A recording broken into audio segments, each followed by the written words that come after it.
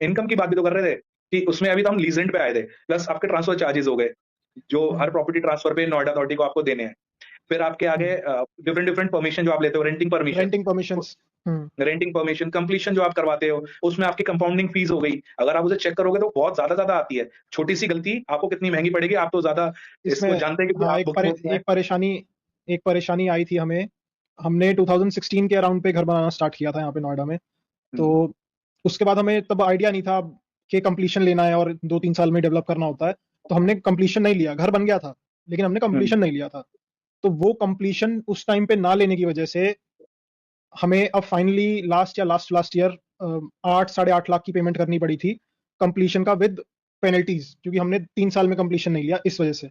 तो सिर्फ 8-8.5 लाख की पेमेंट सिर्फ हमें इस चक्कर में करनी पड़ी थी। पेनल्टीज गई थी आपकी। सो सिर्फ अब आप पेनल्टीज देखो, थी वो। हाँ, और फिर हमें कंप्लीशन सर्टिफिकेट मिल गया था उसके बाद। हाँ, तो पर आपने 8.5 लाख, अब ये सोचो फॉर एन एग्जांपल, आप जैसे कितने और लोग होंगे जिनको नोएडा का आइडिया ही नहीं है कि कंप्लीशन भी लेना होता है। हाँ। सो अब एक ही पेनल्टीज से कमाते हैं, आपने देखा कंपाउंडिंग फीस से कमाते हैं, renting permission, transfer charges, lease rent, one time lease rent, और आप देखेंगे ये यहाँ के पार्किंग के टेंडर्स भी छोड़ते हैं जिससे कमाते हैं पैसा। हम्म। प्लस आप यहाँ और देखेंगे ऑडियो विजुअल आपके जो चलते हैं, आपने सेक्टर 18 में देखा होगा, फुट ओवर ब्रिजेस पे एडवर्टीजमेंट चलते हैं, तो ये उससे भी पैसा कमाते हैं, उसका भी टेंडर ये फ्लोट करते हैं। So these are the areas from where Noida authority की इनकम जनरेट होती है सबसे ज्यादा।